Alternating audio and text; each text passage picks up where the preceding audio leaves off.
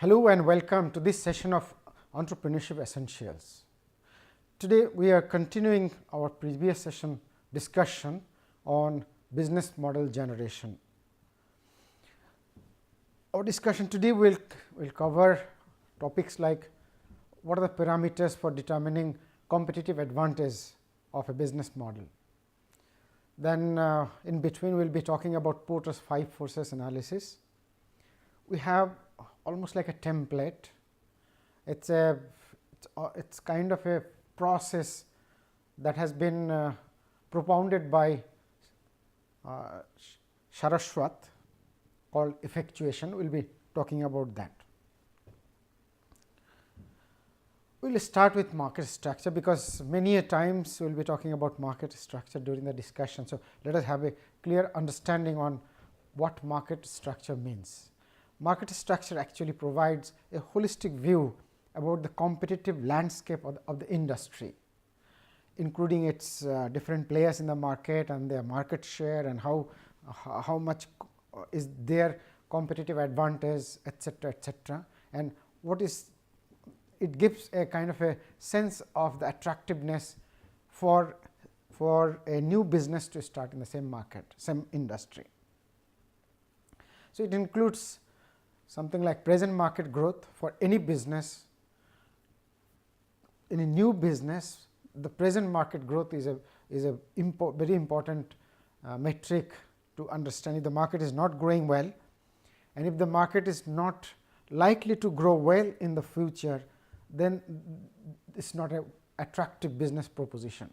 So, with this two metric itself, one can decide that this is not a good business model. One is the growth at present should be quite okay, and growth moving forward should be okay. Total market size should be good, otherwise after certain growth and market may get saturated and there may not be any possibility of further growth. So, business is not attractive in that kind of a market. And then if any company has a leading market share, that company is likely to wield a lot of power on the price and on other players, like they can dominate the marketplace. So, parameters like this all include altogether is known as market structure. Then in economics there is a definition for market, types of market like monopolistic market, oligopolistic, then perfect competition. So, these are the types of market which are very important to understand before entering into particular marketplace as to what kind of market that is. If the market is monopolistic and if you have the kind of force to enter into that market, that would be a wonderful proposition. Monopolistic market is kind of, you do not have to bother much about the product, because whatever you produce, customers are likely to buy. So, entry barriers are high because it is monopolistic. So, there will automatically, because the entry barrier is high, that is why there are new entrants are not entering inside, they are not allowed to enter, and there is huge pricing power. We will be talking about pricing power moving forward. Oligopolistic is limited number of seller particularly and large number of buyers. So, because there are limited number of sellers, they collude with themselves and they kind of operate almost like a monopolist, but then they don't actually, they are not actually in a monopolistic market. So, whenever they intend to increase the price, they will be consulting among all the players and then they decide. So, between the oligopolists, they have product differentiation. So, they do not sell the same kind of product. So, every company has some kind of a different flavor of the product, some kind of niche, but normally pricing power is quite high because they collude among themselves. Perfect competition is there are many sellers, many buyers, and products are all homogeneous. So, entry barrier is almost non-existent. There is almost no pricing power. If anybody increases the price, he will be out of market, something like that. So, monopolistic will be something like a very life saving drugs, or say anything that that comes with maybe technology, that somebody has the technology and other people do not have it. So, any product that you can identify where it is driven by technology. So, they the seller, maybe one single seller, they definitely are controlling. So, they are monopolistic. Oligopolistic may be something like say steel manufacturer, cement manufacturer. There are limited number of players, and then many a times they collude themselves and then command the price. Perfect competition, majority of the products are in perfect competition. You take any daily use products, they are kind of many sellers, and products are homogeneous. Now, whenever we talk of new business model and we talk of competitive advantage, if the business model comes with unique competitive advantage, we say that this business model is good or can be adopted, and then someone can start a business. But then what are the characteristic features of this business so as to make it attractive for entrepreneur? There is no actually one size fits all kind of a formula, but then there are features which definitely gives competitive advantage. So, let us see some of them. These are a subset of all the features. One is attractive market structure, meaning that, as I said, market structure. Firstly, the growth of the market should be good at present. Even if it is not good at present, moving forward the future growth must be good. Unless the market is growing well in the future, it's going to be a kind of a trying time for new entrant into this market. So, definitely the market growth should be good. Market size also should be good. If the market is growing and becoming saturated, then existing players themselves will try to capture more and more market, and new entrant may not be able to penetrate much. So, even if the market grows, a new entrant may not grow much. So, that is not a market to enter into. Entry barrier can be from both sides. Like suppose you are inside a market, so you think of creating barrier for others against others to enter into the same market, so that there is the competition does not increase. At the same time, you may be outsider and you are trying to enter into the market. So, if there are barriers, you have to kind of alleviate or get rid of the barriers to enter inside. So, barrier can be from both sides, but barriers are mostly maybe technology barriers, maybe someone may have a wonderful brand and majority of the customers are loyal to the brand. So, it will be difficult to snatch customer from existing players. There are many other points. I have a slide on that, so we will discuss more on that. Scalability is the mantra for new age businesses, because we will talk about network business based on network model. So, where scalability is everything, particularly internet based or social app based businesses are all dependent on registered number of users. The more the number of users, the better is the business. Initially customer acquisition is very costly. So, you spend a lot of money to acquire customer, you have to be very fast to acquire, and then once you have a huge customer base, then you can gradually enter into profit.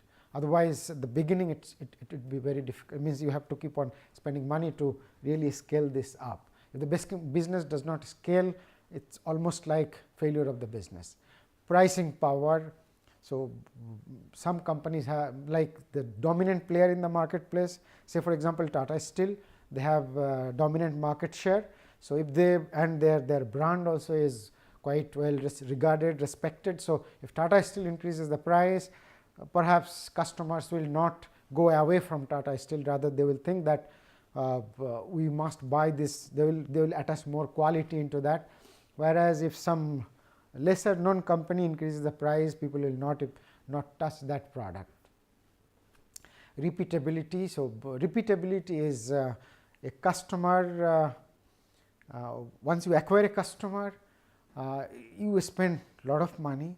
Now, you actually look at the lifetime value of the customer. So, the customer must come repeatedly again and again, only then you have a business, you have a business proposition. Otherwise, you end up spending a lot of money to acquire customer and then nothing happens.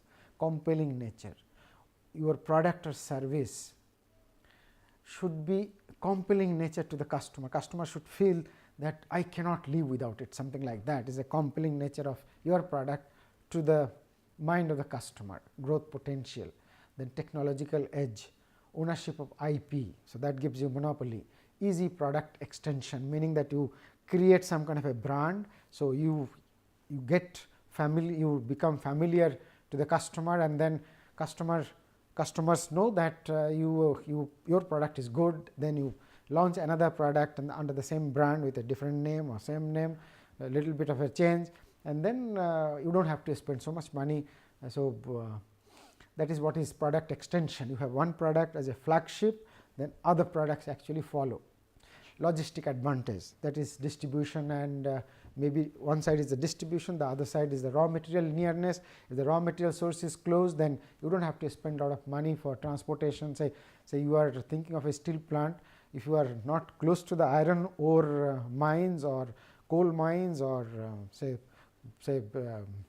coking coal manufacturing unit, then logistic is going to be a huge problem. Means transportation cost is going to be defining on your pricing or costing, and then that defines your success. So, our first term in the list of parameters is market structure. So, your market structure, for your market structure to be attractive, there are these points: market size and present growth, future growth, growth potential. Then the market size should be sufficient to accommodate a new entrant. Market demand and supply, and there should be gap between demand and supply. So, profitability also is very important. Now, entry barrier, as I said, depends on many factors. I have listed some, but then it is not exhaustive. There might be many more through which companies create some kind of relationship with the customer, or they create some kind of core competency. We will define core competency later, otherwise it is going to take a lot of time. So, they create some kind of competencies that is very difficult to emulate or copy by competitors. Some kind of competencies like say in operation management, in production, in financial management, or holistically in all the management, they have some kind of competencies that is difficult to copy by others, which is not even visible. So, obviously, it cannot be copied. So, through whatever process they create, gradually they create these competencies, and then other people without these competencies will not be competitive. Means either their quality will not be good, or their cost of production will be high, or their whatever way we look at it, they are not going to be able to compete. So, there are many more points actually on entry barrier. So, once you create an entry barrier around your company, it is like a moat. Moat means people cannot cross and come to you, something like that. It is almost like a canal around your house, your maybe castle or something.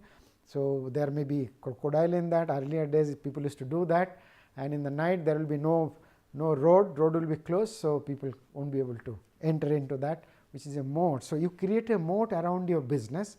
So, other new entrants won't be able to enter into your business, and you will have almost like a monopoly, and you sustain your business for a long time.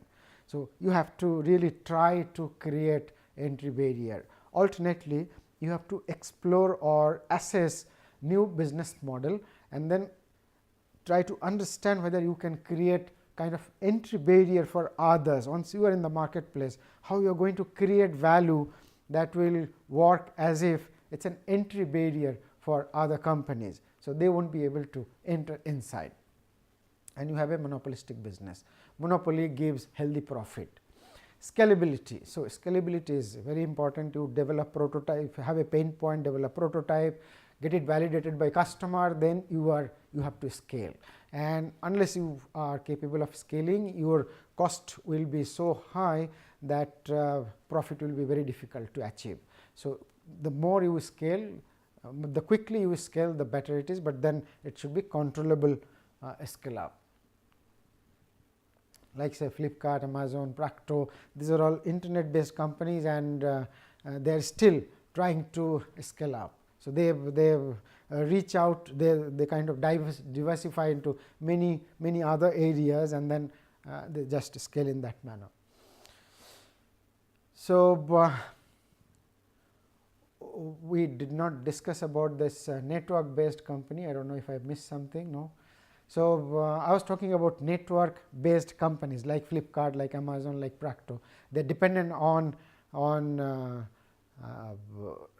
registered users. So unless they grow into millions of registered users, they won't be able to recover the initial cost of acquisition of customers. So that is very important. Pricing power, capacity to increase price without affecting level of customers demand, meaning that Tata still increases the price, but their demand is not reduced. So they are well off. The car companies perhaps is a good example of oligopolist, because there are fewer number of car companies, and they normally there is a news that Tatas and other companies together are going to increase the price. So they always go together, otherwise one company increases the price, loses the market. So pricing power actually is normally is available for companies who has a unique product and there is no competitor, something like that, like life saving drug. I have a wonderful example here. So let's move forward with the example. So whenever input cost goes up, then you can pass it over to the customer without really bothering that customer is going to go away if I increase the price. That is what is pricing power. So like say interest rate goes up, so you increase the price accordingly, so customers are not going to go to your competitors. That is what is pricing power. But if they go, then you do not have the pricing power.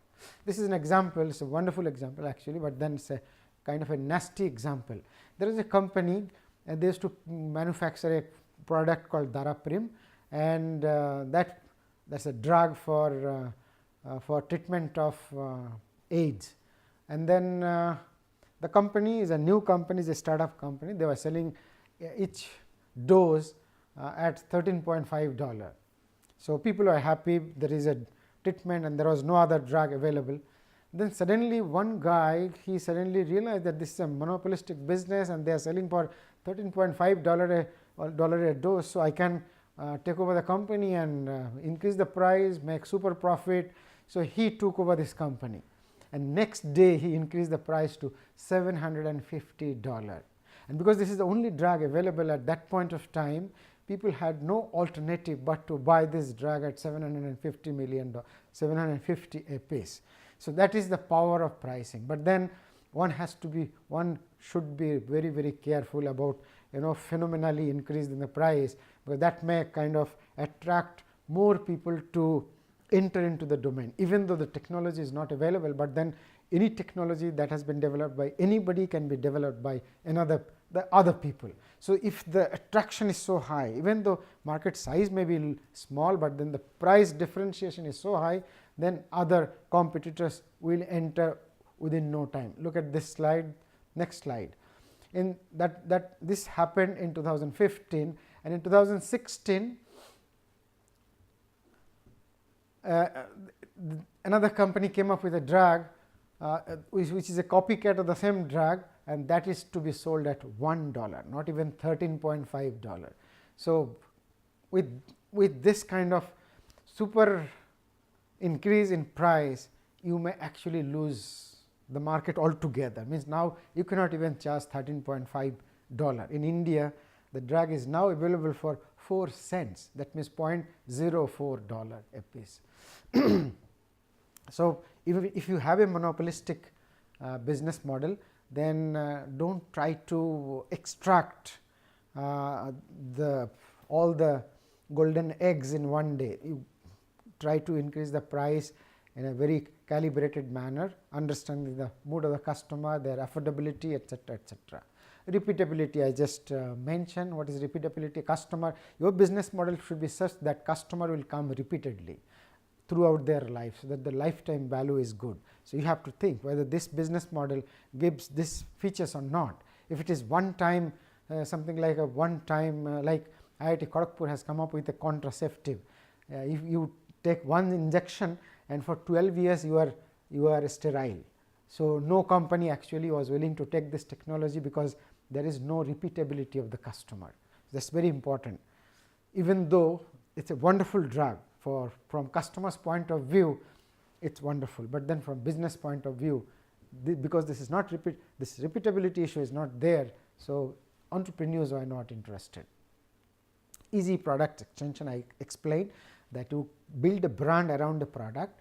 So, around the brand now you keep on launching new products. So, your initial cost will be low. So, you can keep on moving forward. Logistic advantage is kind of commonsensical. So, it is closeness to the market, closeness to inputs, then availability of knowledge workers, cheap labor, etc., etc. Like software companies, they start in Bangalore because more people are interested to go to Bangalore and settle, etc.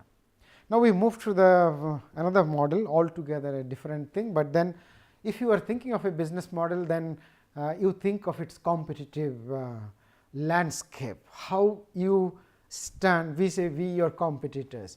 So, you have to think so many things, like as I said throughout these slides, there were many points which I discussed, but then again there is a template like business model canvas. Here we have a template for competitive landscape, which is called Porter's 5 forces. Porter's 5 forces are like the central thing is the competitive rivalry, that is your business around the competitors. What is the marketplace? This actually is the market structure, whole market structure, meaning who are the competitors, what are their market share, how the market is growing. Growing is not in particularly here, but it is all about competitors. So, if there are tremendous competitive rivalry, it is not wise to enter there, because existing businessmen are already fighting for survival.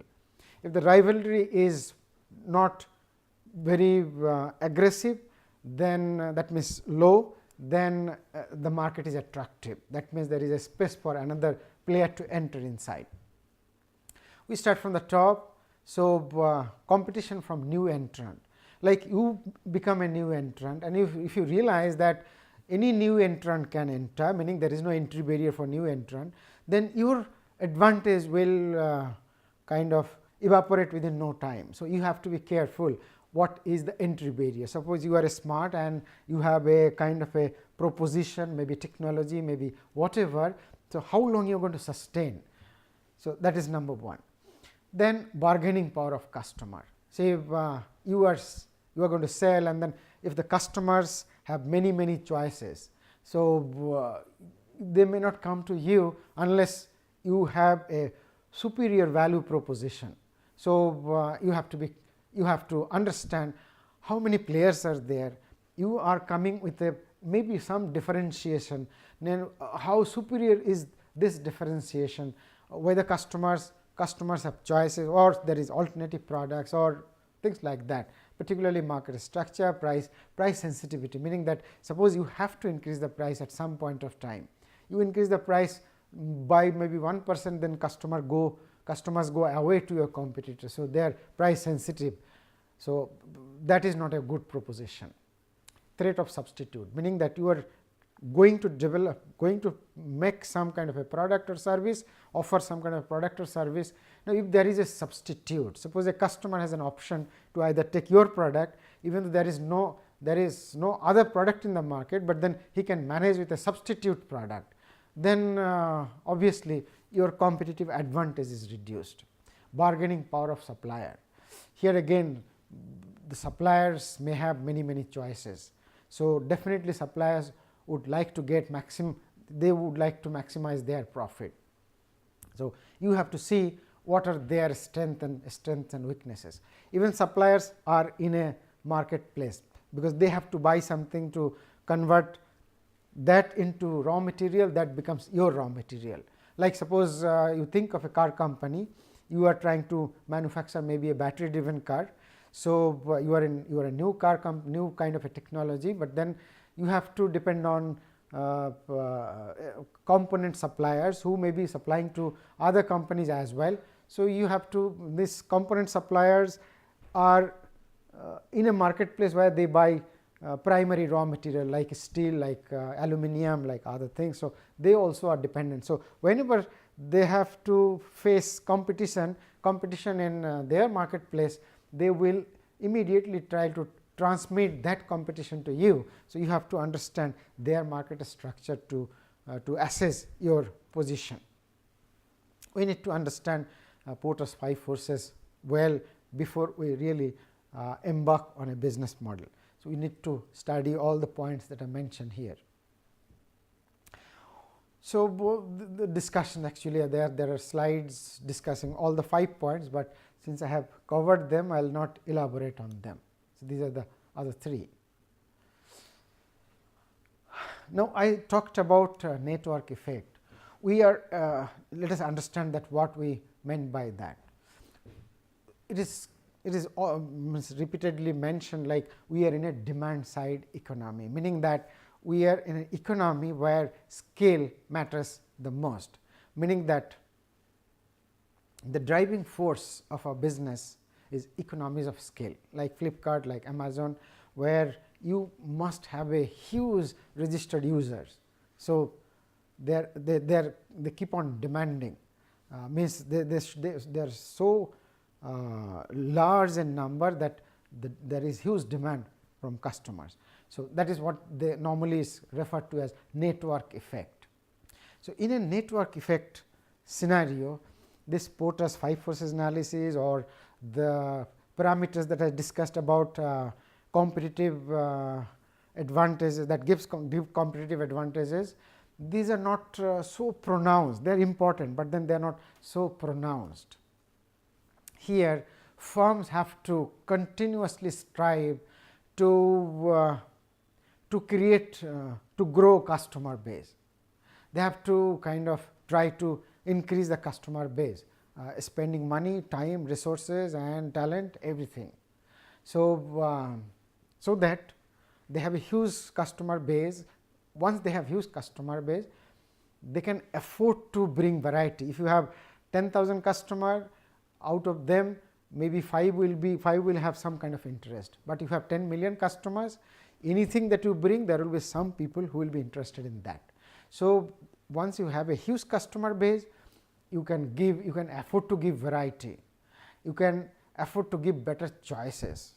Then because you buy in huge quantity, so you can bargain with your supplier, and you can manage your logistic, because there will be, you can optimize your logistic both in the supply side as well as in the delivery side, because your customer base is huge, like Flipkart has their own supply network.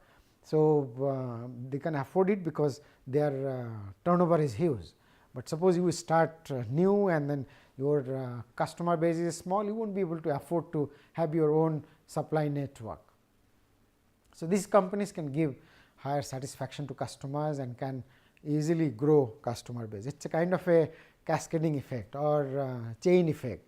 You have higher customer base, you give more satisfaction, then you have more customers, so it keeps on increasing and increasing and increasing.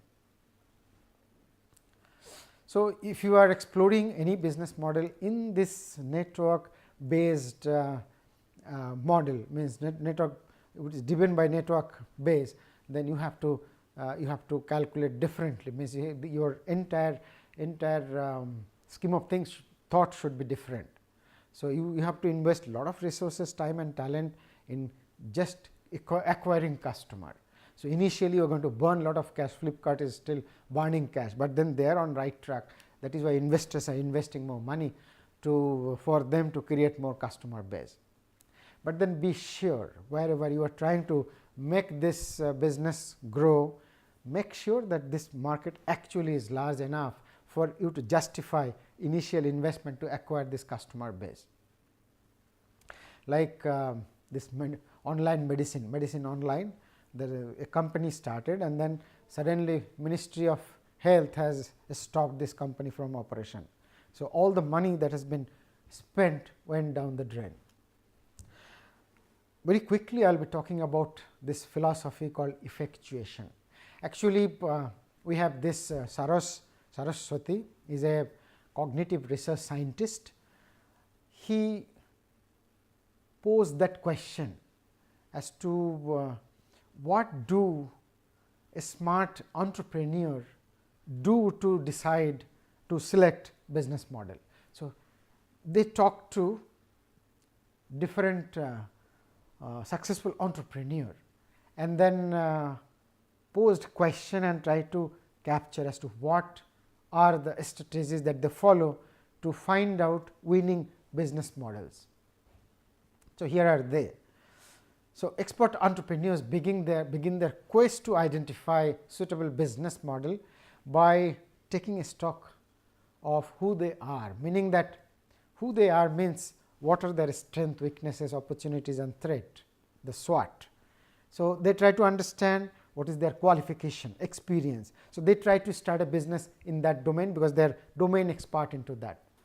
What kind of money they can bring? Suppose a business needs initial capital of 5 crore rupees, and if you do not have a crore also, so it is better to not to waste time exploring that business. So, you try to see your strength and weaknesses, and then try to understand what kind of loss you can tolerate, etc., etc. So, effectuation is a process of thinking that helps entrepreneurs to identify and assess opportunity for new venture creation in that manner. It consists of set of decision making principles which I am going to discuss that smart entrepreneur employs. Particularly, there are 5 decision making, means 5 steps of decision making or 5 types. So, number 1 is what is already discussed, means they try to understand themselves. So, they look inward and then see what kind of skill they have, what kind of money, and then what kind of network they have, meaning how many, what kind of people they know. So, that they will realize that these people are going to hold our hands and then make us successful, something like that. They are mindful of the extent of loss they can sustain. So, if a business has a very high downside, they will not enter into unless they are sure that they can take care of, like Flipkart is burning rate is 2000 crore rupees a year. So, they know that we can actually raise more money to make good this loss. Unless they are confident, they definitely would not enter into that business.